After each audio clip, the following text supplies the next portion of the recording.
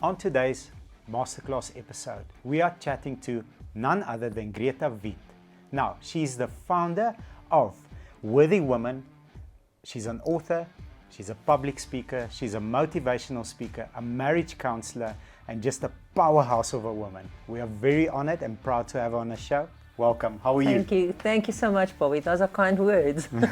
I'm going to hire you for Done. introduction for next time. Done. I love 100%. it.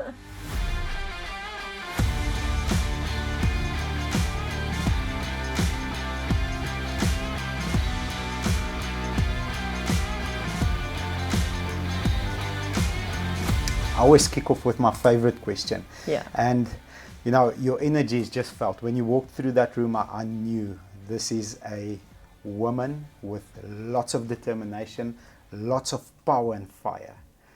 Before you became this woman that you are today, if we could bring the 17-year-old version into this room and let us sit on this couch, what does she think of?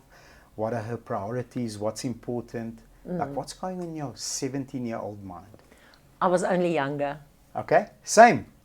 I was very loud, very opinionated. Okay, love it. That had to be chiseled a bit. I was very determined, very outspoken. I was that kid at school constantly raising my hand. I just want to understand. I just want to know. I just want to. So a lot of people thought that I was, always arguing and always stirring. But I wasn't. I was just trying to understand. I was the front runner. If anyone was in trouble, Greta, will you just go? Yeah, don't worry. Get behind me. Don't worry. We've got this. We've got this. Yeah. I was ready to change the world. Well, you really are. You really are. Oh, thank you so much, Bobby. Your following is, we had an off-camera discussion with our team. It's almost cult-like because it's true. Because a lot of people will say that I'm a cult leader. Well, you're onto something there. Maybe. It takes a special leader to become a cult leader, but at least you're leading them towards their faith. You're leading them towards questioning things, and you're leading them towards their truth. Yeah. It's not necessarily the truth that is given to you by the news and the media. It's their truth, because my truth and the media's truth should not be the same. Can I say amen on that? Yeah, absolutely. Right. Amen to that. So yeah. You are opinionated, loud, and you're a front runner at 17. How does your career, wind through? How did I get to being here? Through mistakes, learnings, teachings, people that touched you along the way, that you stand here today. Can you give us an insight? The short version would be, I started out studying at University of Pretoria. Yeah. I actually studied for 12 years. Oh, wow. Different degrees, different stuff. I was a student. I love being a student. Today still. I love reading. I love knowledge. Awesome. I love learning. I will always want to advance my life with new opinions, new writing, and whatever. So I started out studying as a teacher because I actually wanted to be a lawyer. But my dad said, no way, there is no way you'll become hard and cold. Okay, is that what a lawyer is supposed to be? I don't know. That was his opinion. So I said, no, I want to go into criminal law and stuff like that. And he said, no, you will not. So I became a teacher, and I loved every minute of it. But I didn't love the system. I didn't like the system. But I loved the people. I loved the kids. So with my netball team, for instance, I don't think they ever won a match. Ever. But they were so sorted out in their personal lives. Understand. That's important. Because with every practice, I would just like, what's happening? How can I help? How can we make it better? Whatever. So they were not much of a netball player, but they were sorted out. So eventually then I quit teaching and I started out in psychology, did my psychology degree, or first my first degree in psychology, and then later I did an honors degree in Sotho and Zulu because I wanted Sotho and Zulu. Yeah, wow, I didn't know that. Because I just wanted to work in a multidisciplinary world and a multilingual world, and then I did a postgraduate, I think it is a diploma, I can't even remember, in sex education and family education, And then I did my honours in psychology, educational psychology, and then I did my master's degree. And that took me a whole lot of 12 years. And in between that, I got married and I had my first kids. I'm now a mom of 4. Congratulations. Thank you. Beautiful girls. Yeah, 4 beautiful girls. Strong and opinionated too. And Constantly all of them getting taller trouble. than me, even though they're younger than me. All I've got tall girls, netball players. Beautiful. And then life happened. Life just really happened. I was so focused on having a practice of my own because that is what I wanted to do at that stage. It was my passion to just one-on-one help people, counsel and whatever. And then in my marriage, things weren't that well. The irony of life. Yeah. And that was in the first part of my marriage. So we decided to get divorced, and I quit the teaching and all of that. And then I found out that my husband, my ex-husband now, but he had his first affair, and then I said, you know what, we can work through this. We can forgive this. We can fight this and whatever, and I can work with you. Okay. And at that time, somebody phoned us and said, listen, I heard that your marriage actually survived adultery. Can we come and see you? So we said, but we've never even spoken about this. Yeah. Where did you hear that? Yeah. And they said, we don't know. Somebody just said that you survived this. And me and my husband, we are struggling. So, okay, they came to see us.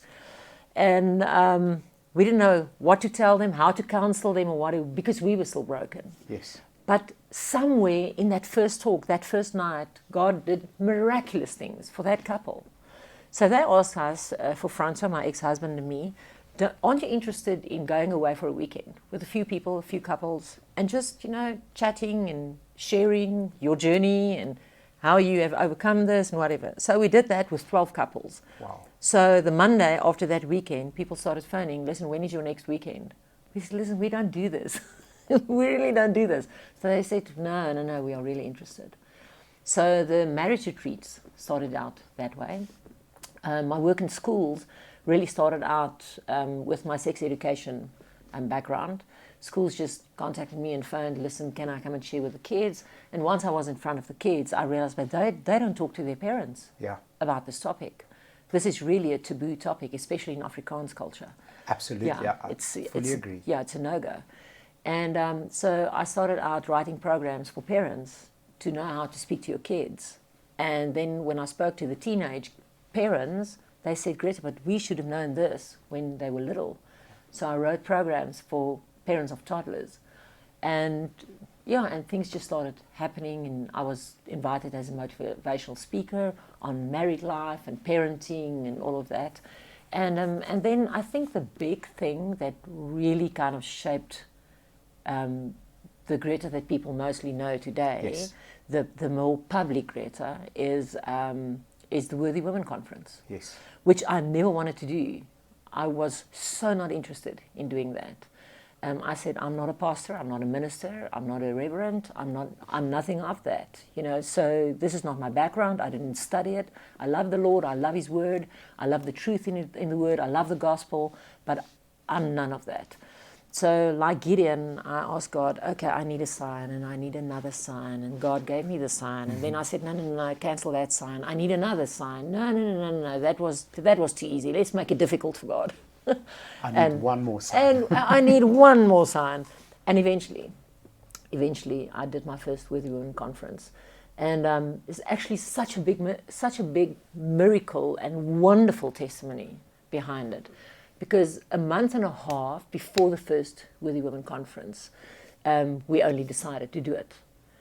No marketing has gone into it. We didn't have a venue. We didn't have contacts, nothing. So my ex-husband, he said, well, he will make contact with the person who did Loftus for Jesus at that stage. And they are going to look for a venue. So they sought out Moraleta Church, a big auditorium, seating 7,000 people. So I said, you are crazy, you are nuts, never going to work. Maybe if we start marketing it now, advertising it now, maybe next year. We literally have 6 weeks to go. Nobody knows who I am. I mean, how is this going to work? So I asked God, Lord, you really need to show me. And then Francois came up and with the idea of having poll ads. Okay, we are going to flood Pretoria with poll ads. So we phoned and What year was this? When this was the first? 2009. 2009. Yeah. Okay. Yeah, quite a while back. Yeah. So we put it out there and said, listen, we need money for poll ads. Anyone interested in, collaborating with us, just working with us, whatever. One person, only one. I want to ask the Lord one day what the meaning is of 96, of that significance. But one person paid in 96 Rand. 96 Rand? Yeah, one person.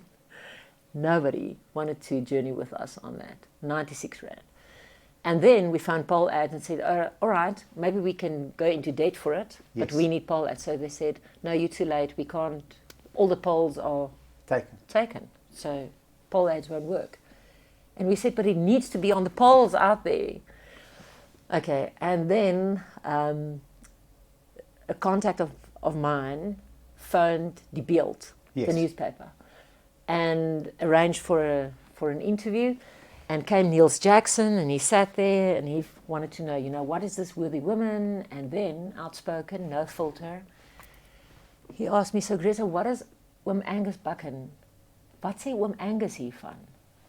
So I said, I don't know, but I don't really care, because I'm not Catholic and he's not the Pope. So I don't need his permission. Of course. So that was a very offensive thing to say. But it was laid on your heart that you have to do this. But it was like, listen, you know what, if God told me, I don't need your permission or your permission. So, okay, so that was quite a stir. So what happened, he said that, no, we will have a small article in the Beeld, maybe on page 2 or 3 or 4, whatever. Now we have 4 weeks before. With a small article. With a small article. Planning on the poll ads. And then, kaboom, the next day, front page. It's set in Afrikaans, vroue se beerd met Buchan se seun. Okay? Because this contact of mine, he phoned Oom Angus, and Oom Angus said, listen, I don't know who this woman is, but whatever she wants to do in the Lord's name, let her be blessed. Yeah. So the Beeld took the front page and they said, vroue se beerd, like the mighty men, met Oom Angus se seun. Beautiful. So 2 weeks before the first Worthy Women, more or less was sold out, because it was flooded on all the poll ads from here to Cape Town. Beautiful. That we're going to have a Worthy Women conference. So God did it all on his own. And I think that is the first time people sat up straight and say, but who is this woman? Okay. And from there, I've been in trouble so many times. I've been offensive so many times. I have been thrown with stones so many times. I've been threatened so many times. So one thing I do know, and this is something that a good friend of mine one day told me. She said, you know what, Greta, if you're in a conversation with you don't walk away without an opinion. Either you love Greta or you don't like Greta at all. But there are not a lot of people who stand on neutral ground. Beautiful. But I wasn't born for for a life of being neutral. So that's the short version. I'll comment on that. And you said, I'm a nobody, I don't have the face. What would people, take away from it? And it's exactly what you said. You've got an opinion, like me or don't like me, it's okay. Yeah. You can do both, but just do one. Don't be neutral, just do one. If you want to be neutral, that's up to you. I just think a life of knowing what you like, what you love, what you want is a life lived better. Yes, absolutely. Because if I'm constantly indecisive, what do I stand for? What do I actually stand for? And if I want to survive in this world, I need to know what my vision is, no matter who I am, whether a school child, whether employer, employee, it doesn't matter. I need to have a vision for my life. Who do you want to be? Yeah, who do you want to be? Clearly defined. Be decisive about it. Clearly defined. A lot of people don't know who they want to be. If you know who you are, obviously not everyone is going to agree with who you are. Absolutely. And what you stand for. But if you live a life where you want to try and please everyone, you're going to be miserable all the time, because you're going to try and make you happy and make you happy. And what happens to me is this day I'm this person and tomorrow I'm that person. So what happens? I become fake. Yeah. I'm not authentic anymore. Yeah. And Yeah. and I think a nice point on that is if you know who you want to be, you have a future vision of yourself.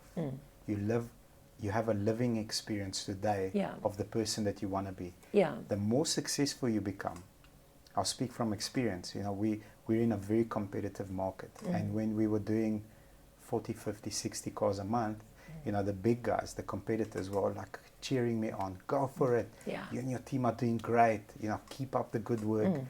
All of a sudden we're doing 400 plus cars. Those guys are not happy with our team's success. But I know who I want to be. I know who the team wants to be. And you create enemies along the way, and you've got opposing opinion. If you stay true to yourself, then you don't need to please anybody else. Bobby, you know what? One thing that I do think, and this is something for all business owners and entrepreneurs out there, if you say, when Bobby was still small, Yes. the big guys were cheering you on, but now Yes. you are big, now it's not the case anymore. You're taking market share. You're creating Yeah. competitors. You create competitors unknowingly and unwillingly. You're creating enemies. But here's the thing. I firmly believe that if you walk in your calling, what you were purposefully designed to be, and if I'm sure about my calling, no matter whether your calling is a threat, business-wise, to mine, God will never diminish my calling to enhance yours. Never. I firmly believe There's a that. lot of space out here, so you can say, you know what, I've called Greta and I've called Bobby. I'm going to bless you both. Yeah. So my territory doesn't have to be a threat to yours. Here's a thing that I do publicly. I do this publicly. So I'll go to a business that's doing always like a lot better than us. And I'll say, for example, when we entered Pretoria North, the business that I look up to was Pretoria North Toyota. And I said to the manager, I declare you my enemy. He said to me, what are you talking about? I said, here's what an enemy means to me. I respect you. I think you are a brilliant salesperson. You're a brilliant sales leader, but you're my enemy. So what I'm going to do is I'm going to figure out everything that you do well, and I'm going to try and do it better, because that way I'll push myself. The first month that I beat him in sales, he was no longer my enemy. He was my ally. But then I got a new enemy. And that's how, I'm chasing that ultimate version of myself, which is... Sounds as if you've 70 listened or you read the book Art of War. Art of War. I've read all the books Yeah. regarding competition and, Yeah. and being driven by competition. But Enemy of my enemy is your enemy, is your friend. absolutely. And yeah. Absolutely. I want to dive into the conversations that are not being had with spouses. So Okay. if you don't mind. No, Because throw it at me. you are the expert in this field. And Yeah. and I see it daily with we've got a very strange mix in our company. So we've got 18-year-olds and we've got 60-year-olds. And I get to interact with all of them. And 99% of them that have marital problems never actually sat down and discussed their goals together. Do you agree with me, or do you have different Absolutely. insight? Absolutely. Listen, the biggest thing that people dream about getting married is their day of marriage. What happens afterwards? And then they stop dreaming. Yeah. So I've got Yeah. I've We got don't have a lot of visionary couples out there. I think we aren't taught how to deal with conflict. Yes. We aren't taught to deal with it.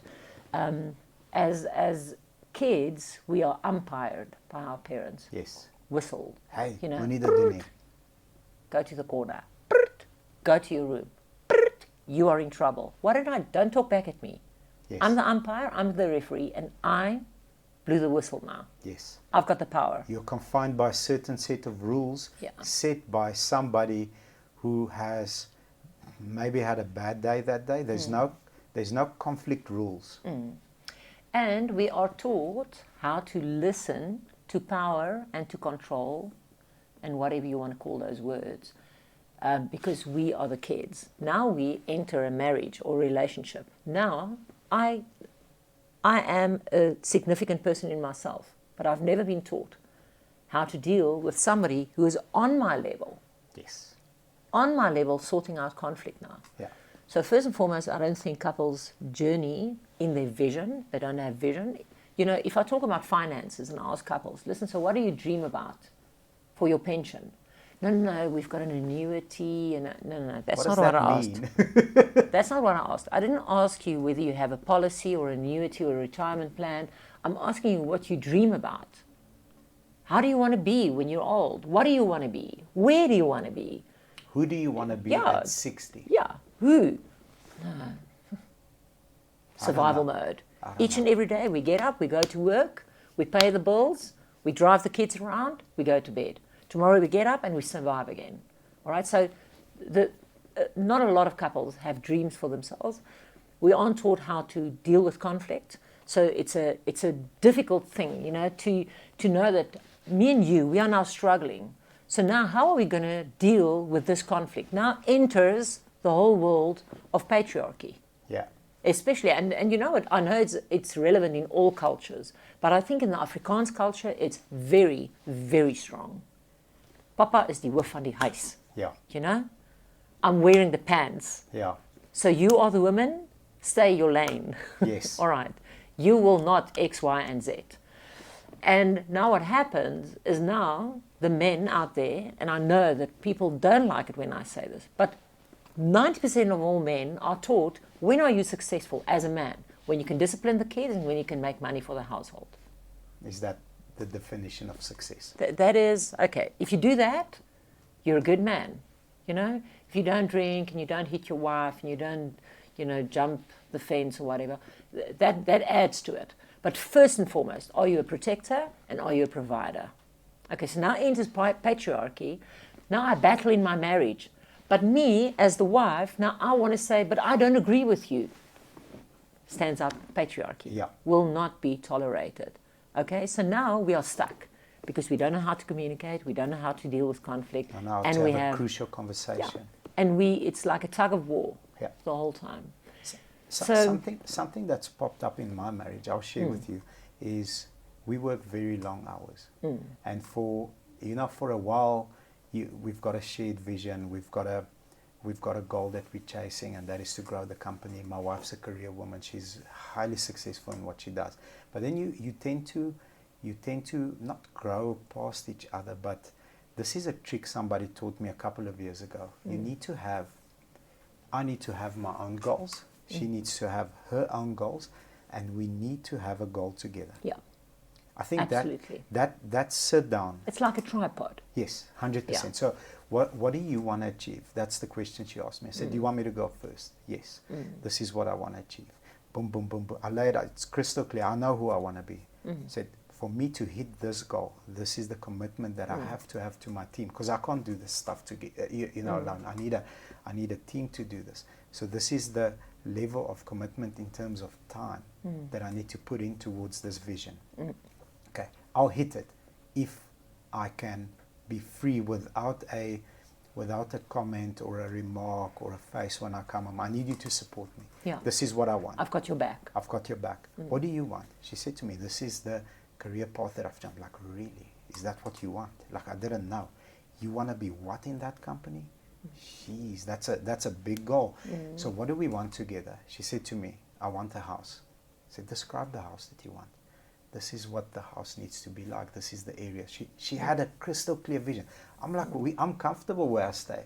I stayed until the beginning of the year behind my dad's house. I could have bought a house many, many years ago. I stayed behind my dad's house in a little flat, 68 square meters. I'm like, why do you want to move? This is such a cool place. We don't even pay DSTV. We get their DSTV. She says, Brilliant plan. A house with this type of a setup. This is how many bedrooms. I want a garden because we've got doggies. I want a swimming pool. I said to okay. And DSTV. And DSTV. Your I'm own. like, shit, okay. There's an expense coming. So I said to her, for me to be able to give this to you, to us, that's a common goal. I'm bought in. I also want that house. Like, shucks, that house sounds amazing. This is what it's going to take. Yeah. From Are we both up for sides. Are we up for it? Yes, we are. So I said to her, this will take us 2 years. We can get this in 2 years. These are the numbers that I need to hit in terms of finance. Will you support me in it? I'll get us that house with your help. Yes, boom. Common goal. We got the house. Do you have DSTV? No. I don't have DSTV, unfortunately. I don't have time to watch it. So we never had a TV for a long time, and I must say, She's got Netflix as of like 2-3 months ago. Okay. So we've I was got just it to- wondering about the dish, you know. renting I've it got a from your lot of parents. Audible books though. Okay. Lots. Bobby, you know what? 2 things that I want to say about that. It's good to have a goal, separate goals, and a goal together. Goal, yeah. It's very good to have a goal. We must always ask ourselves in a relationship, what cost will be added to our marriage with this goal?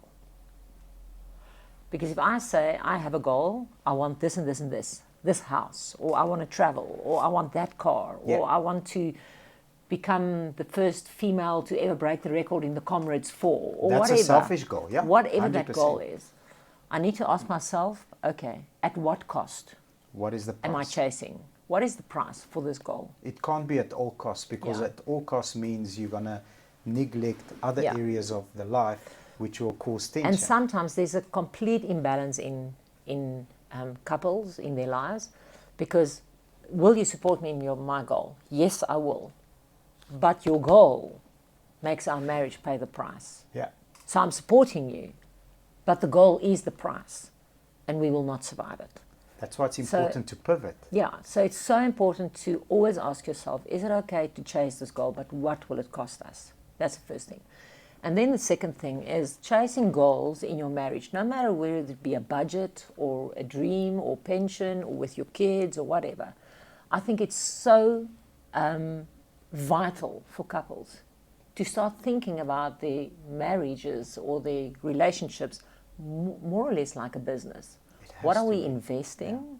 Yeah. What are we taking from it?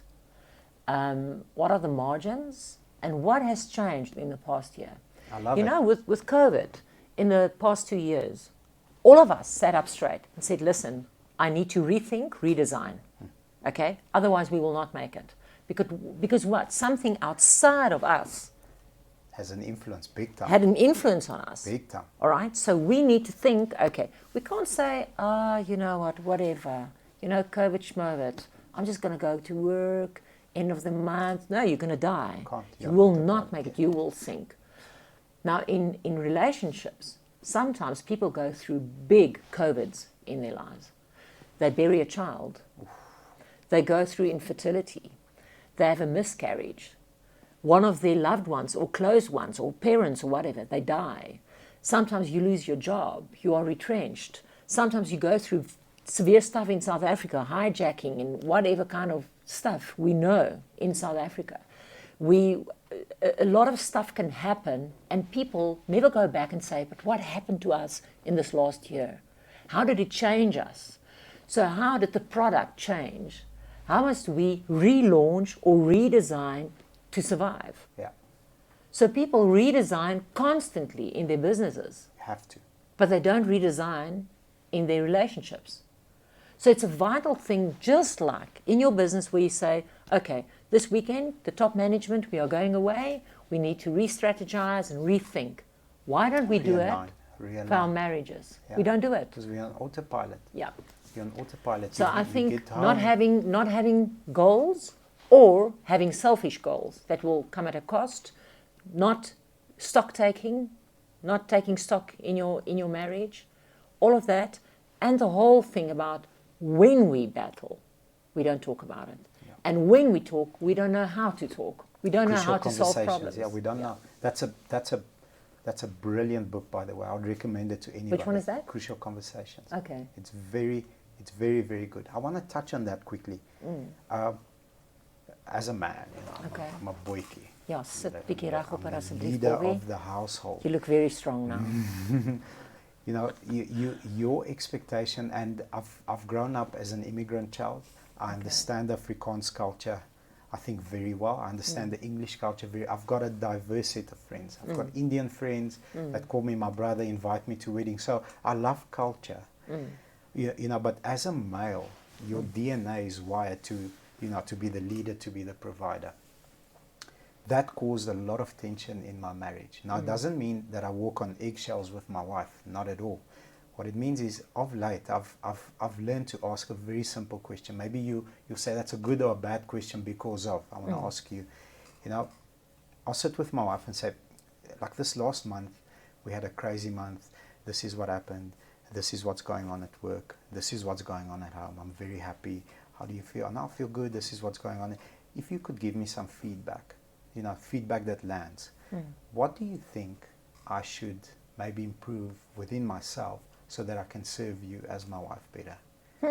That question, then she'll say, okay, the fact that you said this and this by that bra made me feel, then it's something that blindsides me so hard. I'm like, shit, I didn't see that. That's an angle that I never knew. That question alone has improved my marriage 100% in the last year after COVID. What do you think I can improve on? Which area should I improve on? Is it intimacy? What area should I improve on? And please show me how. Then she'll ask me, the same question. Then we'll get into the dishes and the way. I'm joking. We don't get into the dishes, and then we'll get into this is what I've seen, how you react. But you know that I have to work the hours I do on a Tuesday and a Thursday. So we had the conversation. You gave me your support, but when I came home, there was an issue. Sometimes I come home and there's a little bit of tension. You can feel it.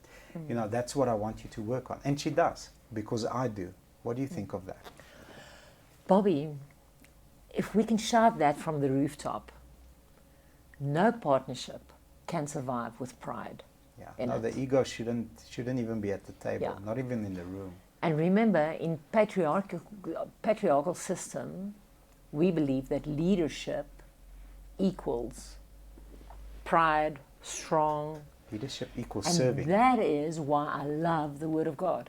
Because Jesus came to teach us to serve. That true leadership and true authority is in humility. Yeah. It is in servanthood. So what you do is you absolutely pivot into, you walk into what God wants in a true covenant. What can I do to serve you? Yeah. So what is you say that the nature of a man, his DNA is wired. I think so. Right. That's how I'm wired. I'm a boykie. That's how most men will tell you that. Yeah. We need to understand that our nature, whether male, female, no matter what or who you are, our natural DNA says, will you serve me? You need to serve me. Do something for me. We are selfish in nature. I'm going to give you the book that I read this in. Women respond to love, and men respond to respect. Do you agree? Do you agree with me? Yes, I do. Some people will throw you with a rock and a stone and a whatever, because they will say, does that mean women don't want respect? Does that mean men don't want love? But no, I absolutely agree with you. But that is the two basics of covenant. Yeah. I love you and I respect you. Yeah. And in that, we honor one another. Yeah. So the priceless thing that you ask your wife is, how can I serve you? And the minute that I lay down my pride, the minute that happens, enters breathing space for me to go to you and say, Bobby, but how can I serve you in return? Yeah.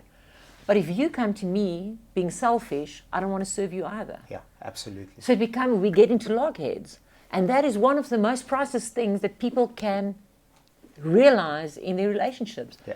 Ask the question, how can I be better? Yeah. But that means I need to sacrifice some of myself. Of course. And that is never natural. And you cannot do that without having a very big vision. Yeah, you can't. No. And another thing that I think most, especially young people, get wrong, in my opinion, is, I need to make my wife happy. I'm like, no. No. What do you mean no? I said, no, you need to make, first of all, yourself happy.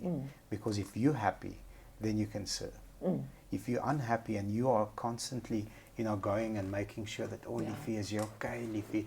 Like, the moment I see that, I tell my wife there's problems there. And then a couple of months later, they're broken up or whatever, or they're divorced or whatever. And I'm not against divorce. At certain times, you have to. Oh, you can be. No, I'm not. I'm not. I really am not. But you know what? I think, let's just say that, as a divorced woman, let me just say that. I think divorce nowadays is too easy.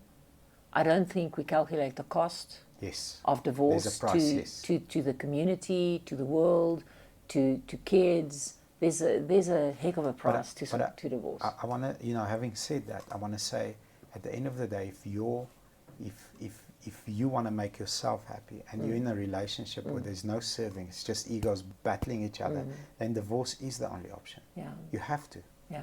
You have to, You'll because kill one another. you'll kill one another, you'll be miserable, that will influence the kids and so on and so on. Not that, agreed.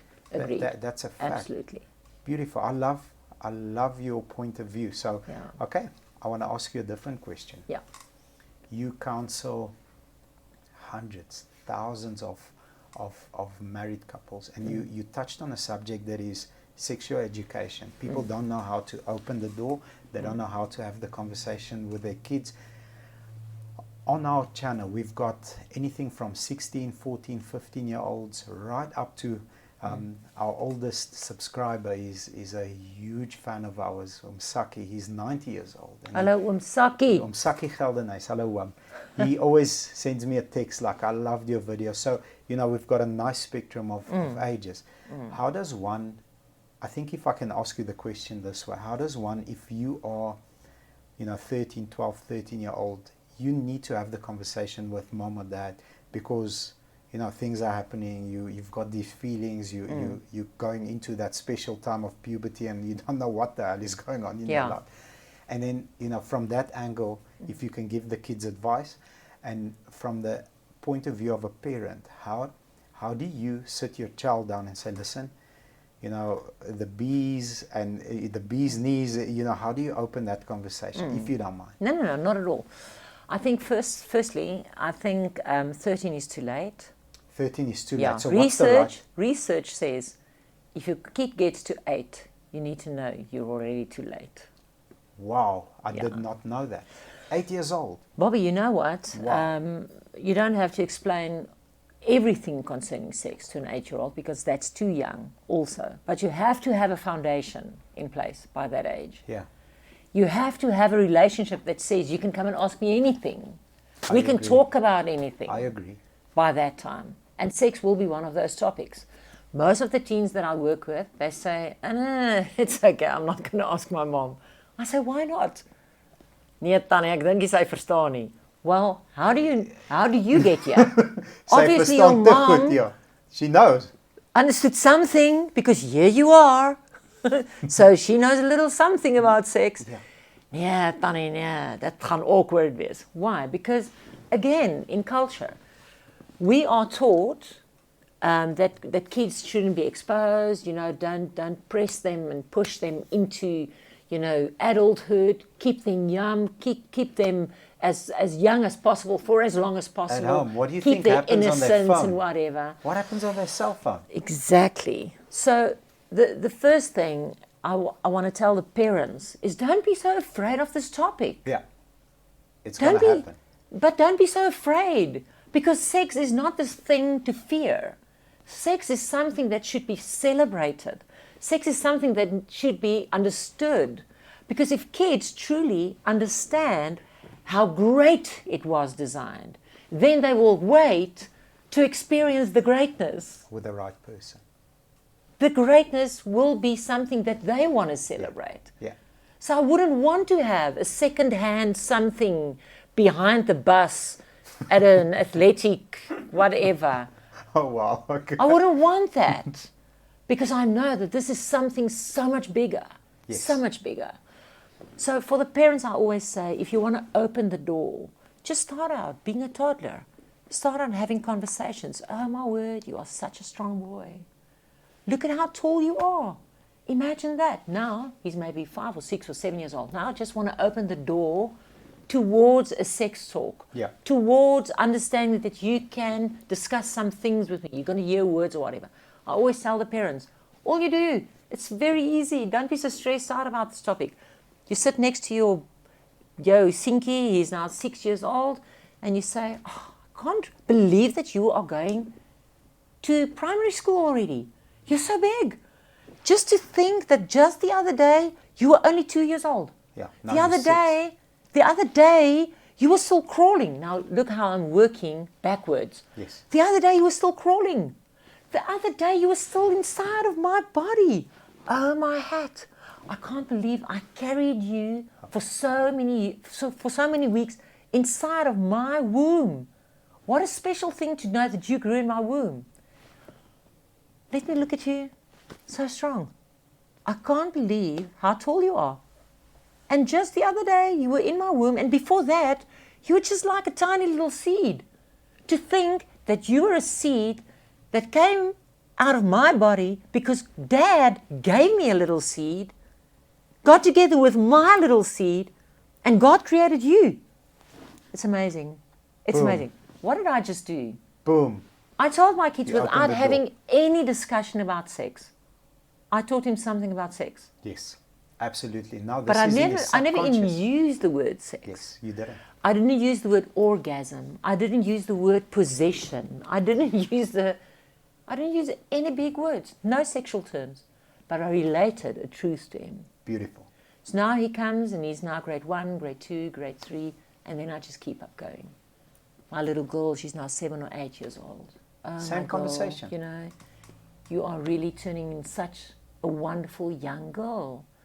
You're walking in Edgar's or Woolies or Ackerman's or wherever. You walk past the underwear section. Now you just comment and you just say, you know, one of these days, you're going to start having breasts. I'm so excited for you. You know, God designed you to be this amazing woman. Which bra do you like most?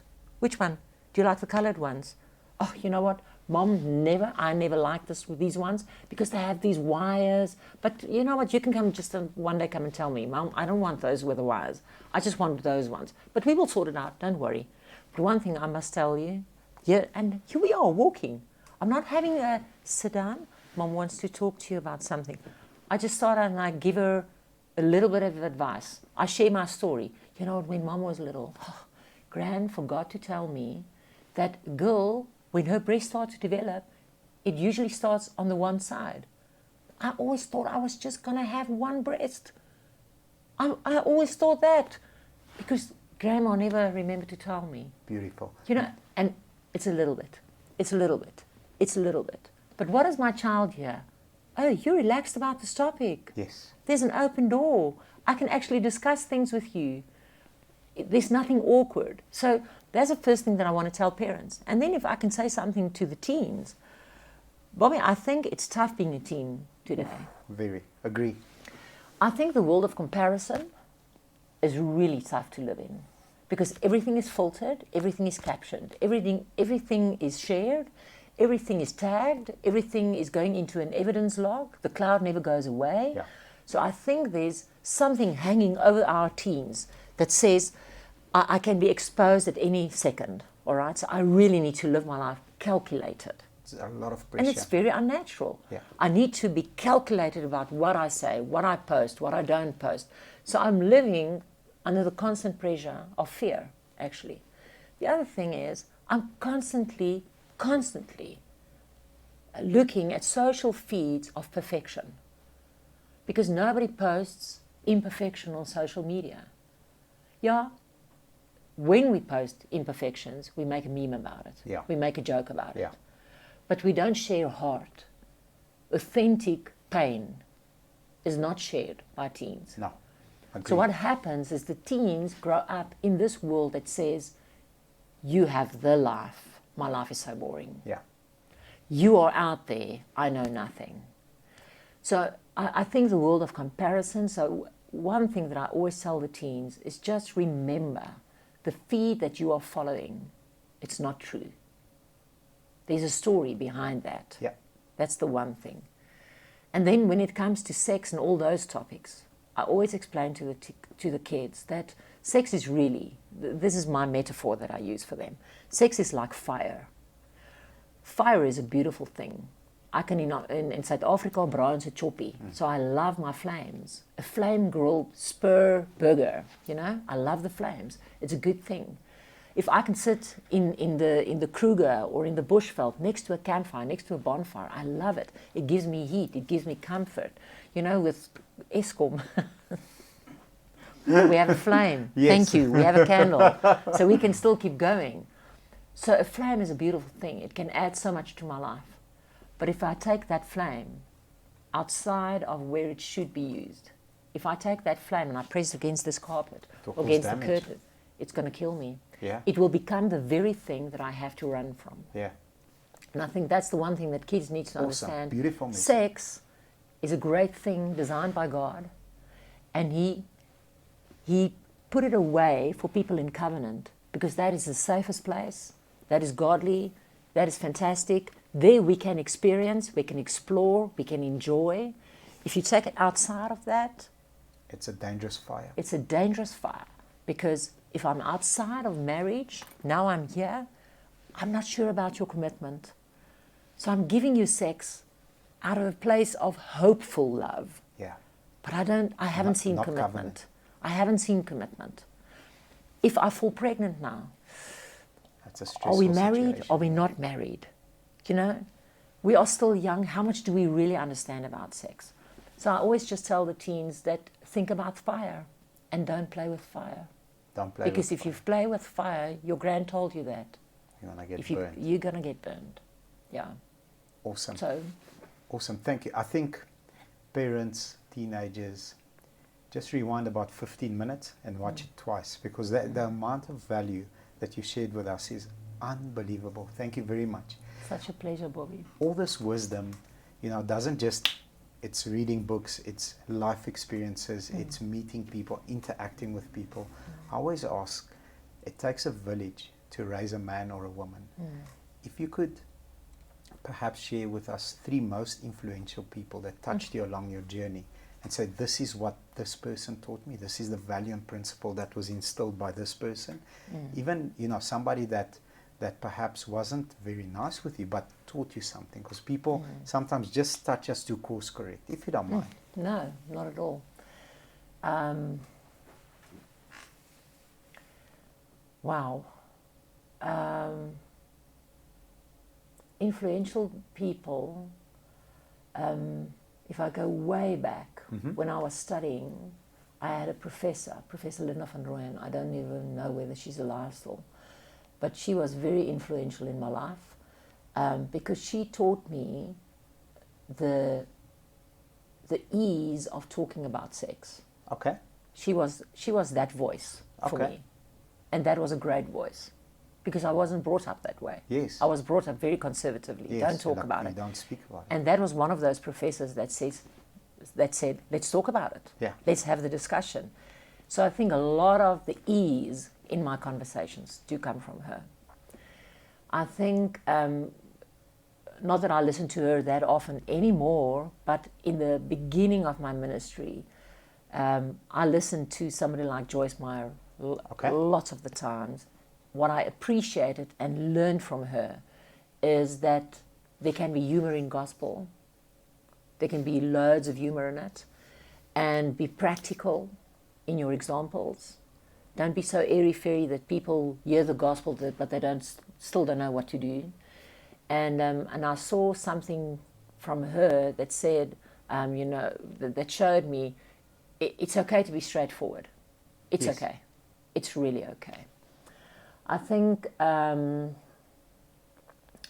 those are 2 of the key things that really jump to mind now. And Bobby, I think I've had in business, I've had so many people having input into my life that I cannot take one person and say, I think that person had a conversation and that was really life-changing. And one thing that I can say, it wasn't influential, but it did change my course of life. And that is the whole world of the media. Media. Yeah, the media had a big influence on who I am today, both good and bad. If you don't mind, yeah. bad, is it, what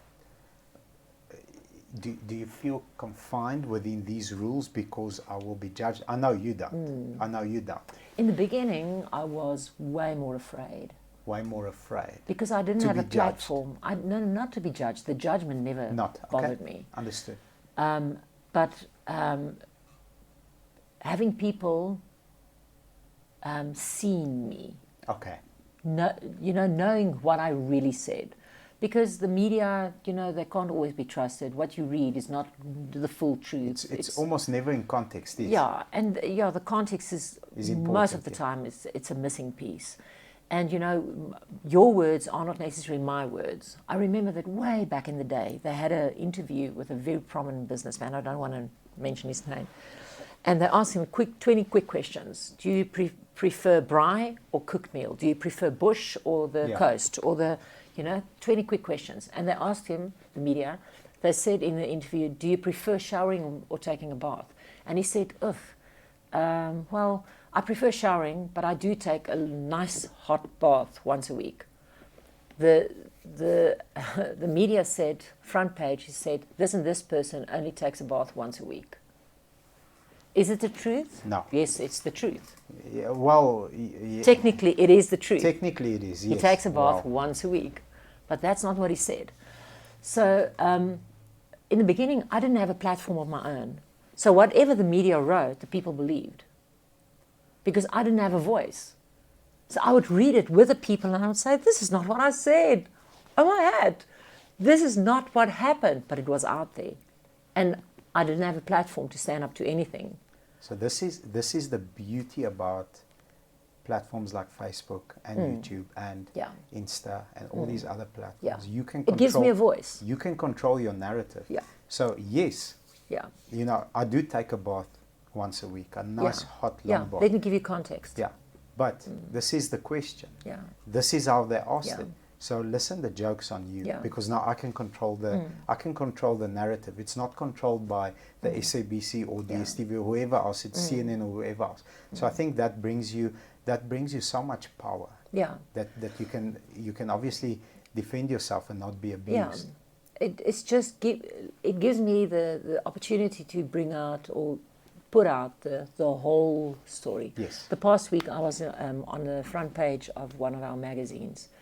And they never had an interview with me. They never spoke to me. And there I was on the front cover with a little caption that is so misleading, nothing close to what I will ever say. So now what happens? People don't read the article. People only read that little caption. And so I've had so many mails in the past week that says, "Greta, we can't believe you said this. And Greta, you know what? I'm so disappointed. And Greta, I will not come to your retreats anymore." And I'm like, so late last week, I said, let me just make a video.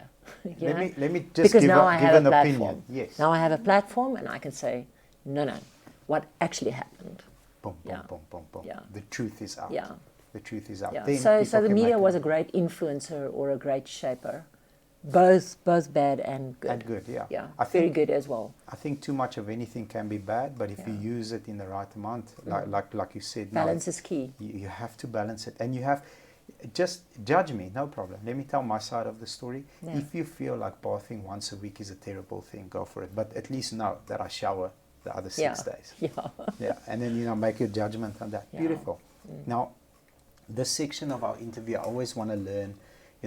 I want you to give me the GPS coordinates of landmines that you've stepped in, so that, first of all, myself and the rest of the viewers don't need to step in those, please. So if you don't mind sharing, I know a successful woman. I am the queen of landmines. Beautiful, beautiful. So maybe 3 that we don't need to step in. That you've stepped in, you've survived them, and you are here to tell the story.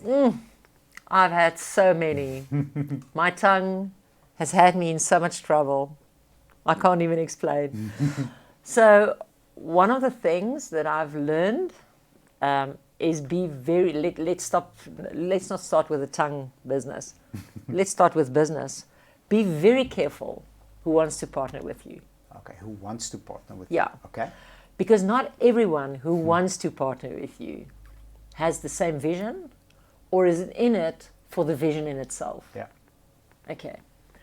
The more successful you become, or the more public your business or whatever, the more opportunities. The more opportunities you have, the more people will just try and piggyback and say, "Hey, let's jump on this wagon. She's going somewhere." So have boundaries. Have boundaries, and ask yourself, why do I want this person part of my partnership? Why do I want them part of my business? What is their vision? And do not be afraid to say no. Yeah. Have solid boundaries in business. Okay, beautiful, beautiful message. because you can get hurt and used and abused so easily. Agreed. Yeah. Still business-wise, know your own finances. Know your own finances. Whether you have the best auditor and he's your best friend, whether you are married to a partner who does the finances or whatever, know your own finances. Audit yourself all the time. All the time. You know what? When my ex-husband left 3-4 years ago, I've had a business up and running for how many years? I've had numerous successes. When he moved out, for the first time, I had to key in my own login details on my bank account. Yeah, that's a problem. Not because he didn't want me to see it.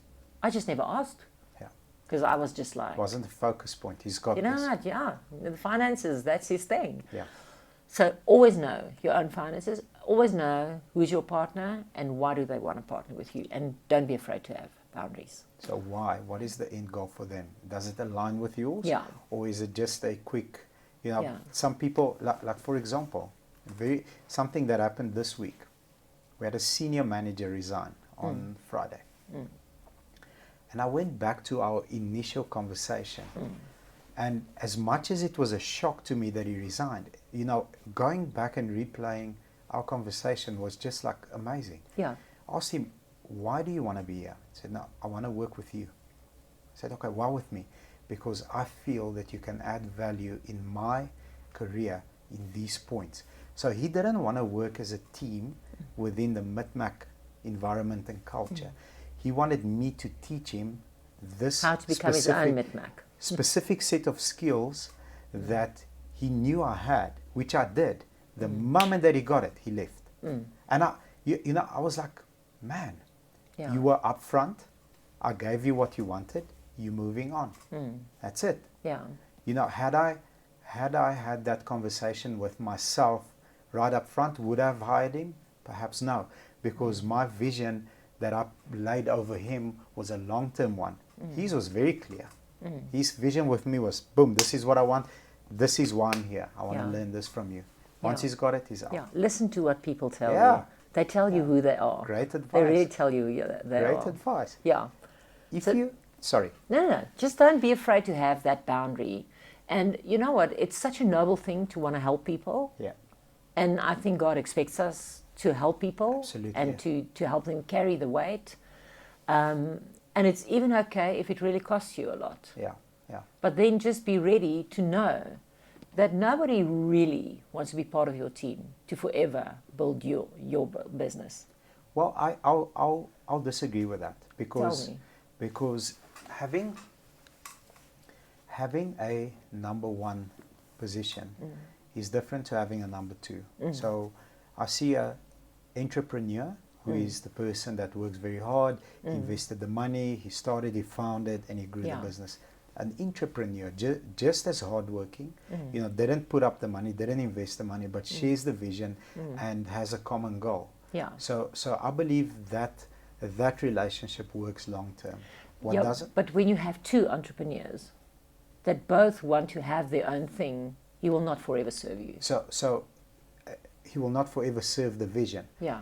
Unless the vision is cast over that team big enough, Agreed. scary enough, Yeah. far enough, and like demanding enough.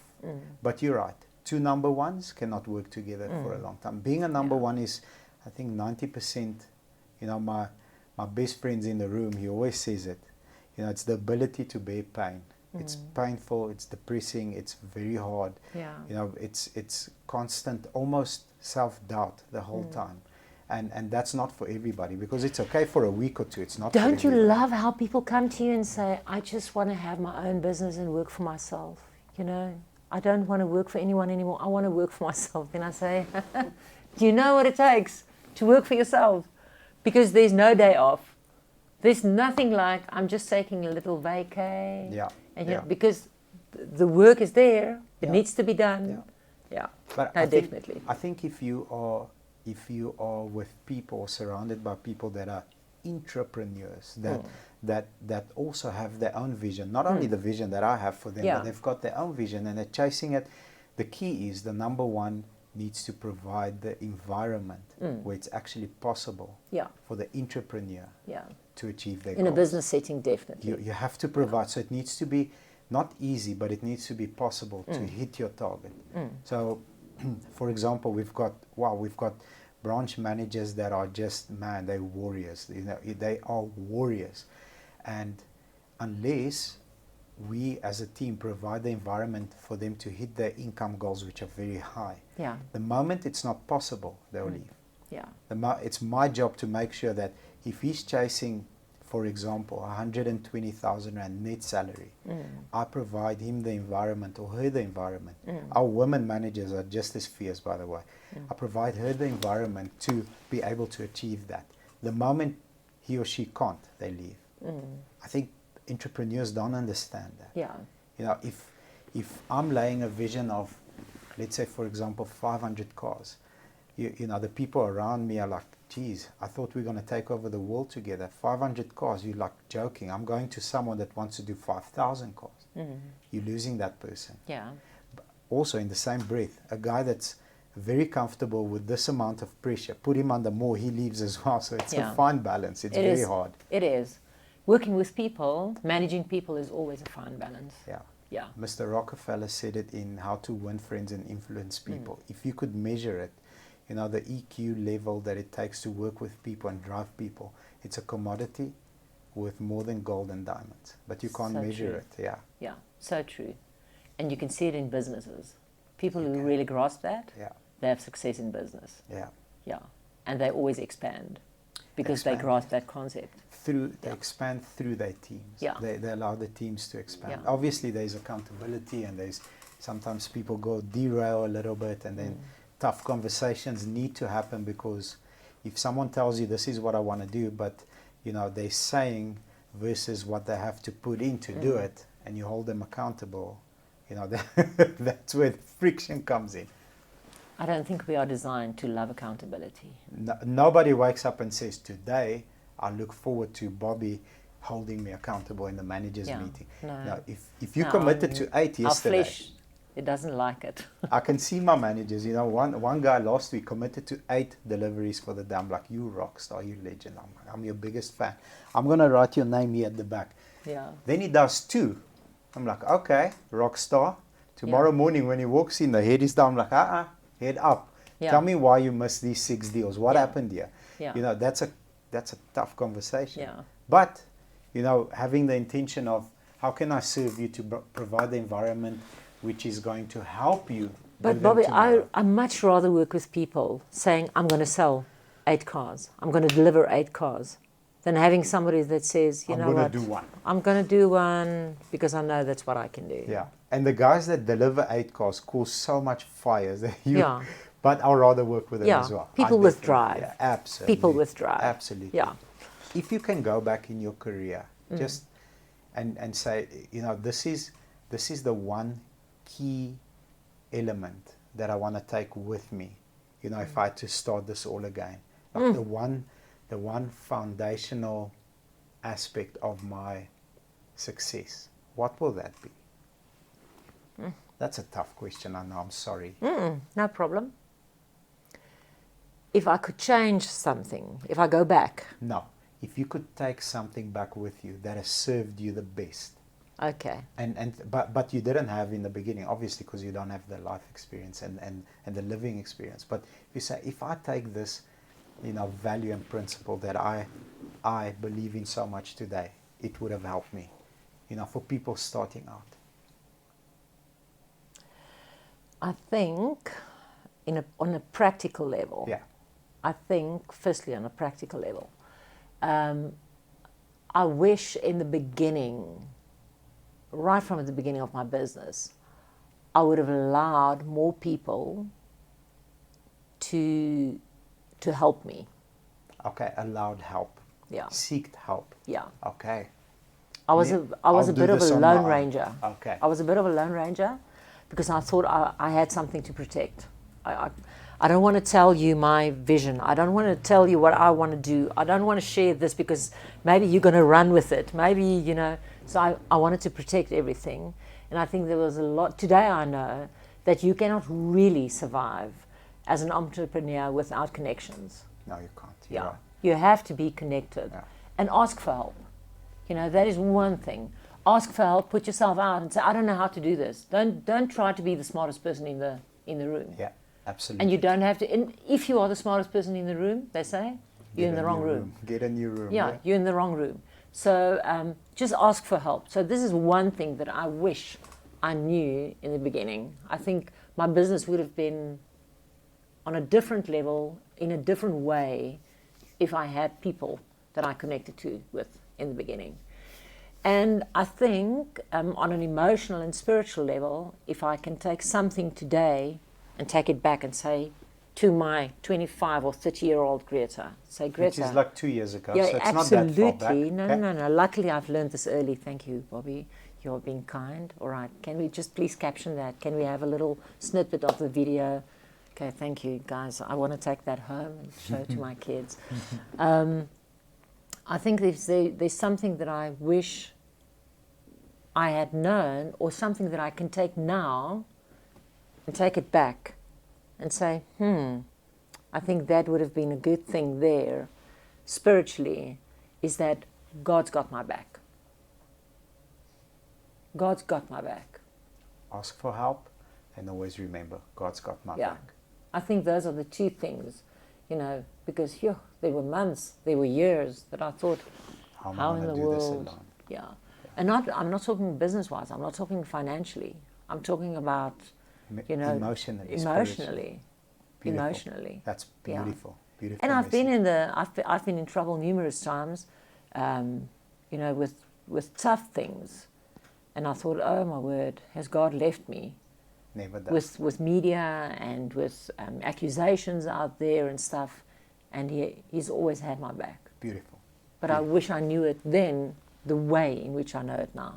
I think, you know, that's what makes you who you are. You are not afraid to share weakness and an insecurity. This is what I should have done, but I didn't. That's why people follow you, because now they can get that message, hopefully apply to their own life and improve from this time that we've spent together. How can I inspire you if I don't have anything to share that can help you? Yeah, absolutely. You can't.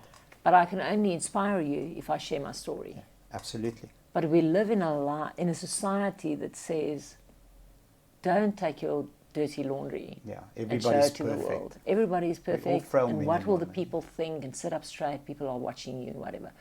I know that last week I posted something on my Facebook. Yeah, Tommy. Last week I posted something on Facebook. I'm following this guy, no idea what I'm doing, a daddy's blog.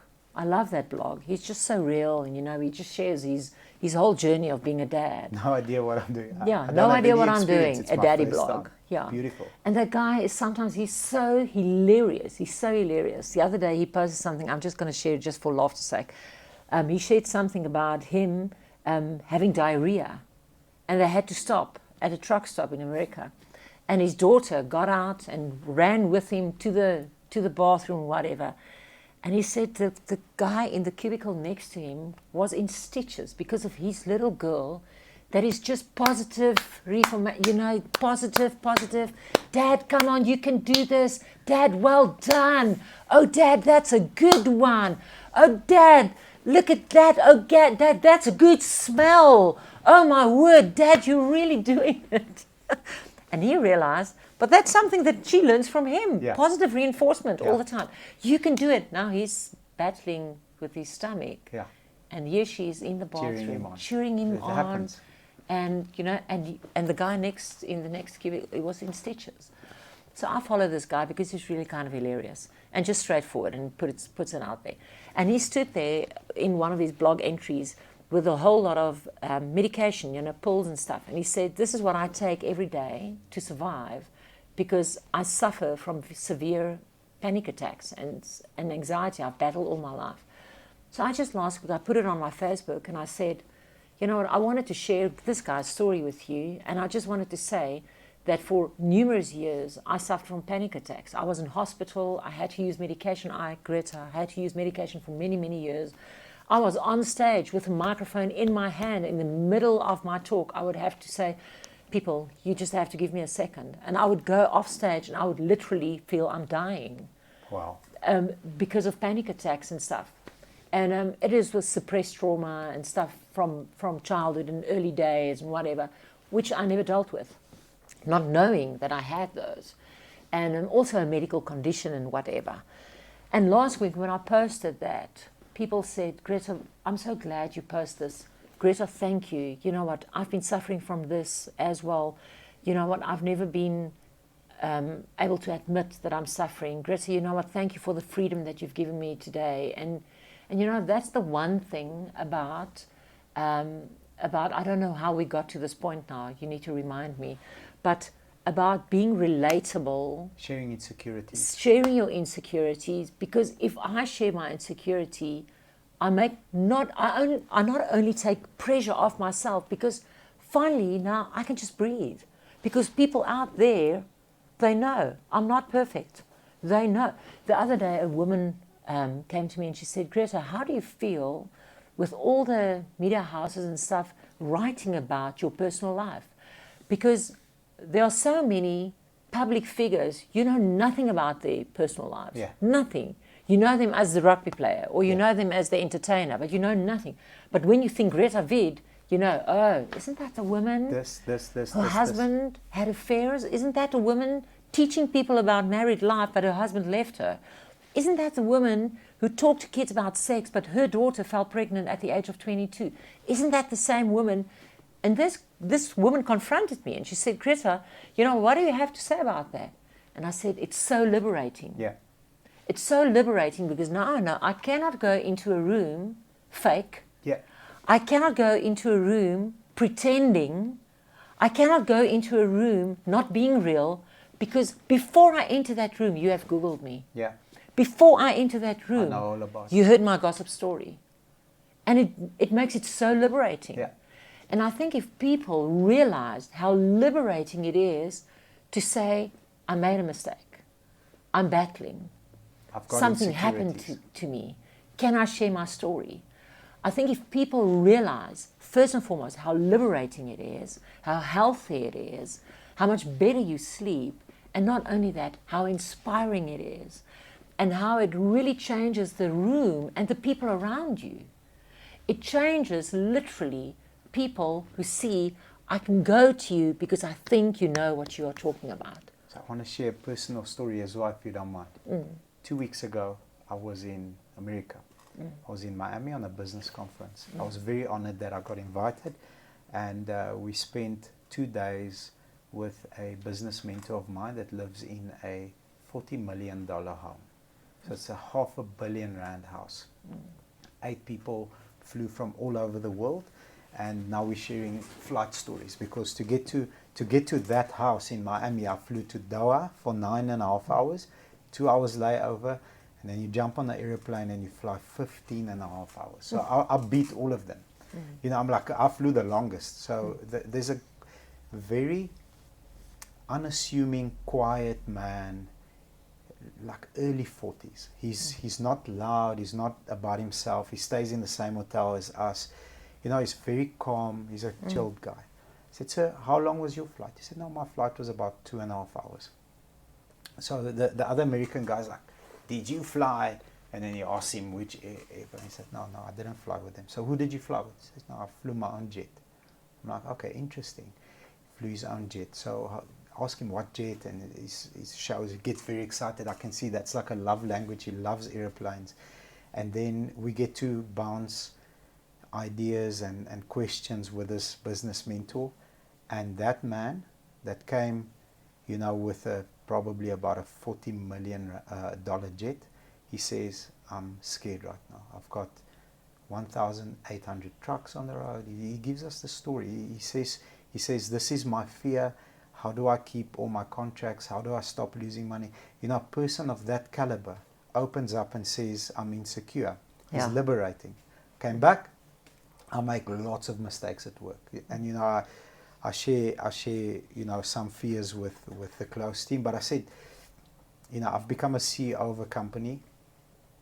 I used to be a phenomenal dealer principal. I knew exactly every second of the day what to do. Now I'm a terrible CEO. Like, I need to figure this shit out. I need to make sure that what I'm doing is affecting the people the right way. And that's what happened to me in the rest of my career. I started as a poor salesperson, became a phenomenal salesperson. Poor sales leader, phenomenal sales leader. It's just levels, it's just tiers. And if you are always open to share insecurities, I think you are willing to climb the ladder. Absolutely. If you know it all, you've stagnated, you're stuck. But that is so beautiful, knowing that successful man has insecurities. He's more insecure than me. I'm like, geez, get a grip on yourself. Yeah. You flew in here with a freaking jet. Like, hey, calm down. Yeah. You'll be fine. Yeah. He's shitting himself. He's like, what if this happens? And what if this happens? And then the guy's bouncing the ideas. So he's relaxed now, but I can see him. He's living in fear. Yeah. And I know in my heart that person will take his business to a level that it's never been, because you grew the company to that size. It's difficult. He'll figure out how to grow it past that point, because he's vulnerable and he's insecure and he's scared.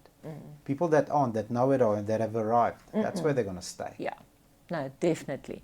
But such a valid thing to remember in business is the more people that you are responsible for, the more your stress will be. Yeah, absolutely. So sometimes growing a business, you need to understand it equals a whole lot of stress. It's part of the game. And then you need to ask yourself, is that really success? Yeah. Managing a lot of people, is the success the money? Is the success the thing that you are growing? What's your definition of success? So I'll give you mine. My definition of success and who I want to be, somebody that empowers people. I know how to teach people to make money. I can take, we had an off-camera discussion, I can take the guy that lived under a bridge and make him a killer. Yeah. That's why people come to me. That's what I can do for them. And I think, my long-term vision is to do that for thousands of people. I know how to do it for, 10 or 15 or 20, now 239. But my vision will be to do it for thousands of people through cadetship programs, through learning programs, through lots of gray hair, and I'm only like 19. That's I can see for 19 you look terrible. I've driven some off-road, but that's me. And I know, having that great grand vision, it's my vision, will take a lot of stress. I want to ask you, if you could spend a day with someone, anyone, dead or alive, who would it be? And what's one question you would ask him or her the whole day? Why didn't I look at the questions before I got here? Because we probably didn't send them to you. Oh, all right. I'm joking. No, okay. If I had to spend a day with one person,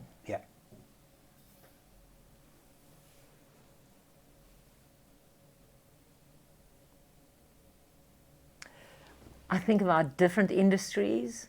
Anybody.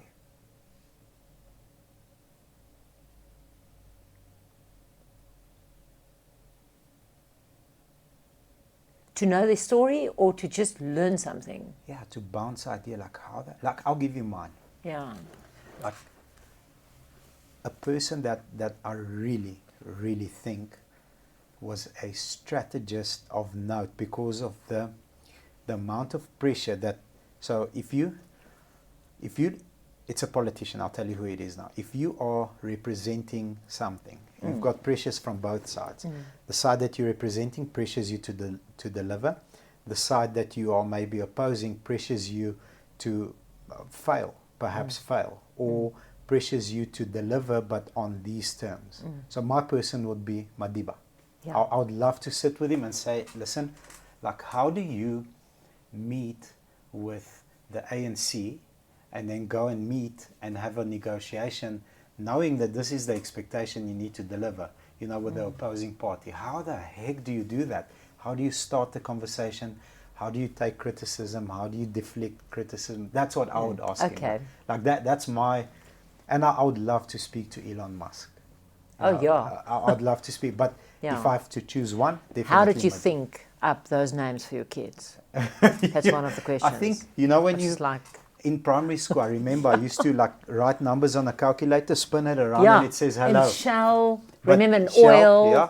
But I think he just got angry and he's like, that will work. Yeah, I think. And he think had a that too. financial Yeah. calculator, the root square of whatever. Okay, I've got a person. Let's go. 3 people actually. Nice. I would love to spend time with Candace Owens. Okay. I don't know whether you I've know got who no she is. idea. She's like an activist in America, fierce on certain topics, Like? and almost opposing feminism, Okay. and almost opposing equality. Okay, interesting. But a fierce woman who stands up for common justice and common thinking. Sense. Not Common saying, sense. oh, the suppressed women, now we will give you a badge and we will call you feminists. No, let's think about this. Let's talk about this. So she's not afraid to go guns blazing at a lot of hard topics. So I love Candace Owens. I would love to sit with her and just share minds and share how did you get this bold and you know, how she investigates. So that is the one. Then Martin Iles, he's from the Australian Christian Lobby. Also, another guy who's just fiercely bold, but his intellectual thinking, his way of structuring an argument and a debate, and how calm and collected that man is. I admire that. Yeah, he's so warm calm cook. and collected. And how does he do that? How does he stay? Yeah, but he's almost academically, intellectually, Okay. you know, That level. Yeah, he's always.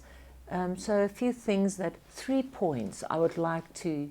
Chiding, and then you have to sit with the dictionary because half of the time I'm like, what? Well, I don't know that word, dude. Where did you go to school? So I think him and Elon Musk must have been buddies or something. And then the third guy is Dr. Jordan Peterson. Ooh, love his stuff. Yeah. Love his stuff. He's fiery. Yeah. Just his angle and his approach on stuff. So I saw an interview with his daughter. I don't know if you've seen it.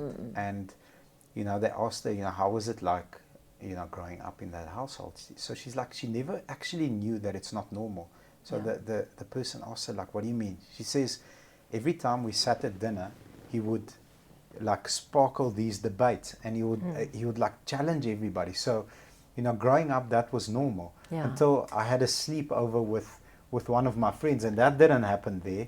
And then I saw him on TV. He's like, that's my dad, that's how he acts. He's like, no, that's not normal. But that was interesting from her point of view, that like, what are you guys carrying on about? This is how he's raised us. This is who he is. Can you only imagine some of those dinner conversations? Finding a husband. Oh man, he's gonna have to pull his no sockies quiet dinners. Up all the way up. No, he will have to wear stockings because it will have to be up to here. Absolutely, he's got to have. He's gonna have to work hard. Let's just leave it at that. Okay, awesome.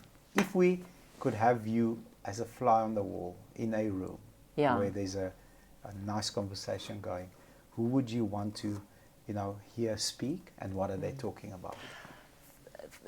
In today's culture, I would love to be in the room where the World Economic Forum.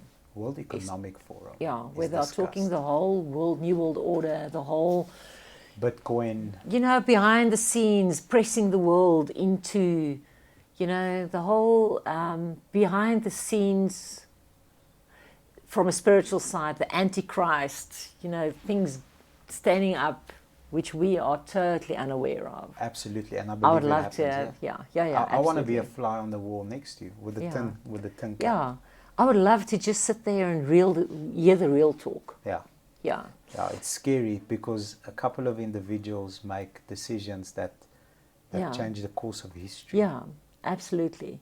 And I believe we live in those times. We do. Yeah, with the new world order and, you know... I think so too. Yeah, and with the whole thing of Russia. So I would love to be in a room like that.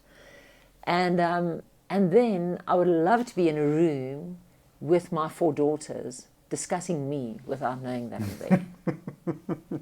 Oh, but are you sure? I'd love to be that fly. Okay. Yeah. I mean, there is devices we can chat about later. Thank you. That can be like organized. Yeah, quick. Okay. No problem. Okay. Cool. Yeah, I might have to kill them afterwards. But anyway. You see, when it comes to that, there needs to be a set of rules. You Yeah. know, the rules of war need to be discussed before the time. So I'd rather you not be in that room. The first one, not the second one. No, I think there are so many people that where I'd love to be that fly. Yeah. So many Yeah, me industries, so many interesting people, you know. To see how they process. Yeah. I think to sit next to a guy like Donald Trump. Oh, I would love that. Yeah. Let's have this discussion. I want to hear what you say behind the closed door, really. I think he's a sensitive guy. I really think he's a sensitive guy. He's I got agree. an ego, but he's a sensitive guy. I would like to talk to somebody like Francois van Kook from Fokhof Polisiekar. You know, that's he's going to be in our studio, I think, later this month. Yeah. Later this month. I'd love to meet that guy. Yeah, and just I say, can't wait. So how did you come up with that name? And why that name? And that one Friday night while we were... yeah, I would love to hear he's his an interesting alternative character, views on stuff. Because he grew up Christian. Yeah. And his dad, I think, was a minister. Yeah. So I would just like to hear that journey. Like what happened, you know, along primary school, high school, that you got involved in this type of music. And then can you imagine being a fly under the bridge amongst the homeless? Yes, yes. Sitting there and listening, what do they have to say at the end of their day? Yeah. What was your day like? Yeah. Do they actually talk about how was your day? Yeah. I would love to be that fly. Beautiful. So no, I would have to be species on my own. Yeah, too many rooms, flies. Many rooms. Yeah. You're a big reader. What's your favorite book? Okay. Without sounding cliche, I love the Bible. I love the Word of God. It is new, it's fresh every day. Yes. It is so inspirational, it's so practical. Such a lot of life hacks and advice. It gives you the message when you're ready for the message as well. So it's a seasonal book. It never changes, and it is different every day. It's the only book that never changes, but it's different every day. Yeah. So I love reading the Word of God. I love the Old Testament. The Old Testament. Yeah. I love Old Testament. I think we see such a lot of God's character and His covenant with Israel speaking into my covenant with Him. You know, not only lifestyle Christianity, more of the New Testament. Okay, that's the first one. Second book that I love, also a spiritual book, is Unlocking the Bible of David Pawson. Late David Pawson, he died last year. Such a mind, such a revolutionary mind in Christianity. He took every book of the Bible from Genesis to Revelation and gave you the background, literally unlocking the Bible, teaching you stuff that like, what? Never knew. If you really want to treat yourself, being an avid reader yourself, it's a difficult book. It's a difficult book. I think it's 1,300 pager. Wow, okay. So it's a thick book. So that is fantastic. Halftime, Bob Buford. Halftime, just sharing his story and saying, I don't know whether you know Bob Buford and Jim Collins. Business-wise, you would love their books. Beautiful. Yeah. Halftime. When I get it. Halftime. It's such a good book, because halftime is not only half of my life. It's wherever I'm at a crossroads, saying, okay, so this is behind me. I'm at halftime. What am I going to do with the next half? Love it. Yeah, it's an incredibly inspirational book. I love the book Die Bedonderde Diva. Wow, okay. Yeah, from Sophia Kapp. It's Afrikaans literature, it's fiction. It's, you know, some Christians will sit up straight and say, Gretha, het jy dit regtig voor gelees? Yeah, because it gives me such a clear idea into womanhood and how people think and whatever, the Bedonderde Diva, and I think it's well written. And then I love the series from F.A. Venter from way back, Gelofte Land, Offerland, Bedoelde Land, of the whole Boer War and, you know... The historical impact. Yeah, the historical stuff. Awesome. Yeah. Beautiful. Wow. So it's that's a lot of books to read. I'm going to have to go back and you know, take notes and take my time with it. But I'll go through them. But absolutely. You will love Halftime. I will. Yeah, if there's one thing that I can recommend to you and say, I think that will, if I listen to you carefully, I think Halftime. Thank you so much. Will be a great book for you. At the end of our show, we ask you, what was your first car and what's your dream car? If the girls didn't have to come with you, if it's only you, you know, what would that vehicle be? And what was your first car? And just give us a nice story. I had a blood red GTS Golf. Golf. There's always a Golf, a GTS. Yeah. Wow, I'm jealous. Fierce, furious, fast. I was Vin Diesel. GTS. I Wow. was Vin Diesel. I'm telling you, the tires were terrible. I could slide right across lanes if it was wet. I had no grip on it. But oh my word, gears. Shifted into gear. I was very windgat. My first car was also a red Golf, but not a GTS though. Oh, okay. Now I love my Golf. Dit was my baie lekker karretjie. I was a bit tall for it, you know, so it was bietjie lank vir die You kar. can always do the gangster lean, you know, when you order McDonald's through the back window. Yeah. You can always do that. I enjoy that. But you see, the thing is, my legs are very long, so ek sou die bank moes terugsit. So I don't know how far. And currently, I drive a very old car. It's a Toyota Prado. And that you'll drive forever. Those last forever. You know, I know. Forever. I know. It will never break almost. Every time I talk to a dealership or somebody working for a dealership, they come and say, Greta, just bring your car. You know, just trade it in. That car will never Not leave at all. you next to the road. Not at all. It's on its way to 400,000 kilometers. It's starting to like drive in now. Ja. It's now nou kan al die boere oom sê vir my niggie, hy's nou eers ingery. Ja, ja. En Hy het nou net ge-idle. Jy kan hom nou net polish. So it's kind of still in a very good condition. So I love my product. So if I have to replace a car today, Dream still. car.